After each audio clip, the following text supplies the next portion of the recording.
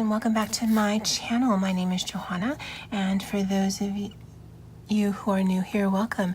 And for those of you who are returning, welcome back. Here on my channel, I do planner and planner related videos with the occasional new release video of items that I've listed to my Etsy shop. And if that is of interest to you, please consider subscribing to my channel and hitting that little notification bell so that anytime I do load a new video, you will be notified. And if you could also like, comment, and share, that would be amazing.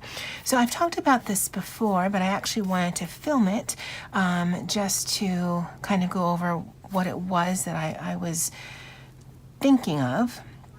And so for my cash envelopes, I have three categories. I have spending, office, and toiletries, and I'll link the playlist to those videos below. But I also have sinking funds, and in sinking funds I have beauty, gifts, giveaway, medical, planning stuff, unbudgeted, and business supplies. Now what I wanted to do was I wanted to see, okay, so maybe there's a way that I can do something visually that'll give me an idea what I might need in some of these categories. And specifically, it's the toiletries one from my cash envelopes, it's beauty, and it's gifts, because I'm okay with these as is, but it's those three categories as of right now that I really wanted to drum it down. So I actually created this cash envelope sinking funds detail sheet because I want to know, okay, so what do I have on hand?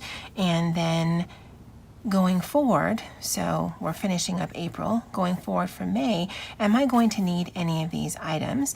And if no, great, I don't need to use money in my cash envelope for that. And if so, then it gives me an idea of that, and I can actually do that on a monthly basis. And so I've got the entire 2019 calendar here, and my plan is we're already a third of the way into the year, actually a quarter of the way into the year. So these I'll probably just mark out because who knows what I had, but I can see what I have now and what I'm anticipating buying for May. Same thing for beauty, because this actually, some of these things can be quite expensive. The foundation that I use is $42 a pop, so I want to make sure that I kind of project of when I might need to purchase it. My sinking funds is done on a debit card. I just transfer money to a Discover debit card. And so if I know that 1 month might be heavy with purchases, then I can put more towards my beauty fund and then less towards something else. But at least this will give me a picture of what might be coming down the line. And then for gifts, because it isn't specific to Christmas, I actually wanted to do this on camera with you guys. So gifts, Christmas does come to mind, and for Christmas I actually need to have a fund for the office and for personal.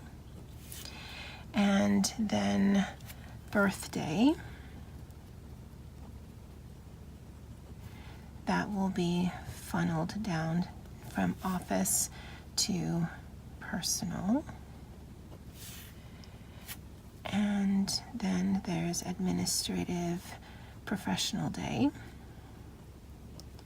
There's boss's day. My parents' anniversary. Mother's Day. Father's Day. And that's it. Now, this might seem super extra. And I guess it is, sort of. But it helps me because I didn't do my sinking funds like I know a lot of people do, where you have an end amount in mind and then you just divide it by however many months you have up until that end amount. So if for Christmas, if you were starting your Christmas fund now, you would know, okay, I have 6 months left if you wanted to have your money available in November so that you could purchase things in December. You would take however much money you wanted in your fund, and then you divide it by, 5 or 6 months. I didn't do that. I just pretty much threw money towards separate categories and then just, hope for the best. So this will give me a sort of plan or map, at least in my head, that's what it's supposed to be doing, of what I can anticipate by way of expenses for these items. So that, again, if I need to move monies around, or if I know I'm going to be short and I need to figure out how to pay for the difference, at least I have some sort of pre-notice. I'm not really good at writing things and talking and thinking, but let me go through this. So in January, there's 2 birthdays. So there's Heather and my dad. February, I don't think there's any birthdays. March is my sister, and my sister did pass away, but we always go to the graveyard on her birthday and give her some an arrangement of sort that my mom typically does. And then there's Denise, and April birthdays, no. May birthdays, no. June birthdays is Kim, and there's Amy and Tom. September is Steve. November is Mom and Aspen. And December is Lily.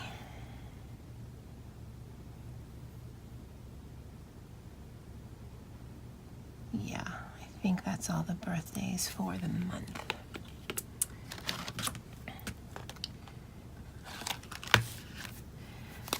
So this will give me a visual. So Dad is January, and then August is my brother, and then my other brother, and then my mom and my sister-in-law, and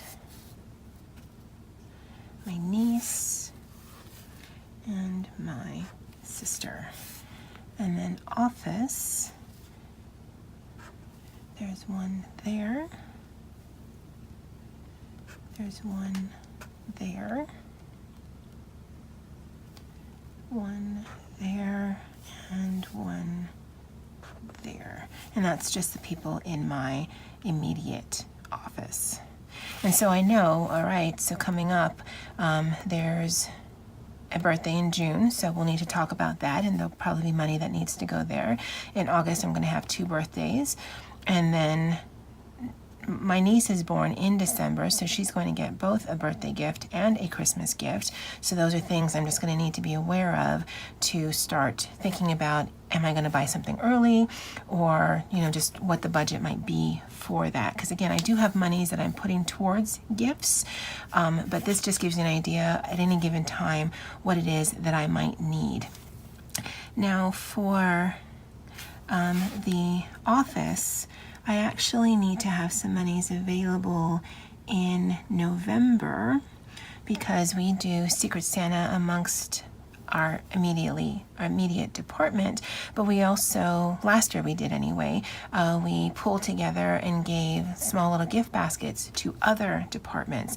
And so I'll need to have some money there, and then I'll also need to have some money in December for Secret Santa. For personal, I'm just going to need in December.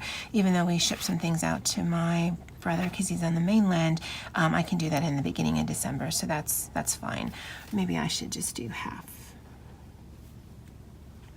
just so I know to get some things at the end of November. And then bosses, so Administrative Professional Day just happened. Bosses Day is in October. Parents' Anniversary is in June, as is Father's Day. And then Mother's Day is in May. So that already tells me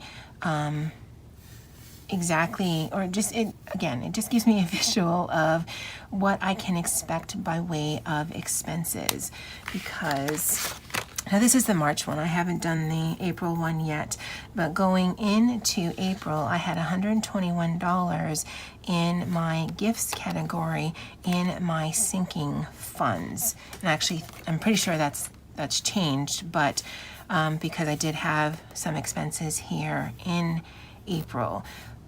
But I mean, I don't know if this is going to be useful to anyone, but to me, it just helps give me an idea. I mean, because I kind of know in my mind, okay, this happens this month, this happens this month, but because I have a specific category towards this, I don't know, I think this just could be helpful for me. And then I also will need to go and inventory what I have, because I know I have body wash that I purchased because it was on sale. I think I purchased it in February or March, and it doesn't expire, so that's good. But I'm pretty sure I have through May and even partially into June. Close-up, I will need to purchase face wash and face wipes. I just purchased powder. I just purchased Vaseline. I have stock. Feminine products will at least get me through the month of May, so I'll need to mark it here for June. Razor refills, I'm good. Deodorant, I'll need to purchase. Hair color, I'm good. Hairspray, I need to check. And toothpaste. And then these are all the other categories for beauty. And I did leave some space here just in case I think of things. And then I can do a key of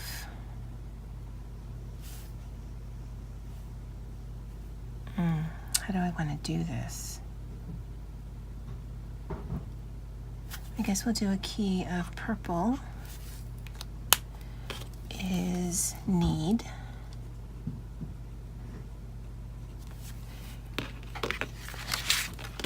And then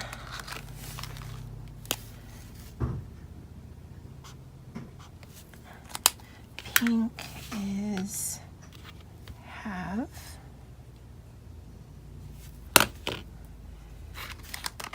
And I'm really tempted to use gray to fill this in, but I don't know if that'll get too busy because I can immediately see the months that I need. So I'm just going to leave that as I'm going to need something in that month for that category, and I'll do the same here again once I do a real quick inventory.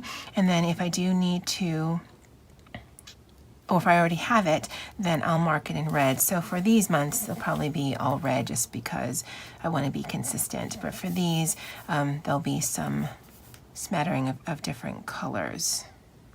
Yeah. But because I thought this might be useful to you guys, again, I don't know if it is, but it's useful to me. I do have this printable. It's free on my blog where you can put in your categories, because you might want to do this for a variety of your categories. Because if I wanted to, I could do the same thing with my giveaway to see what I have, what I need. I could do for medical, prescriptions that are coming up. I could do for business supplies, what I have, what I need. But the three that I want to focus on right now are these right here. I really should stop doing that. But on the one that I have on my blog, there's lines where you can put your categories and then put, if you wanted to drum it down very detailed like I did, and then you could do a color key or a coding key of what these things are. But I'm hoping this is useful, and I am going to do this for 2019 and hopefully carry this over into 2020 just to see how useful it is. And I will be moving this every month to the new month just so that I can always have it on hand rather than keeping it in a particular place. And that's the perfect thing about having a DIY Erin Condren Happy Planner hybrid budget planner, is because if this were in an Erin Condren on the coil, then I'd have to dedicate a page in the back if I had the monthly deluxe, or I'd have to keep it in 1 month and then always go back to that month. This way I can just migrate it over to every single month, just so that I'm always aware of what's coming down the line or what I might need to purchase for a future month. Let me know if you think this idea is useful. I haven't seen this on YouTube or Pinterest for that matter. So again, it's in my blog, and if I can, I'll put a link to the actual blog post in the description box below. If not, then the name of my blog will be there, and you can just click on the free printables and it'll be there. And it's called the Cash Envelope Sinking Funds Detail Sheet. Again, it's marked for the year, although here there's no year, so you can just put in the year there, but every single month of the year is there. And then there are some boxes here where you can either color code or put symbols of things that I thought you might want to use while you're doing your own tracking. All right, guys, so that's it for me for now. Thank you so much for following me on this journey.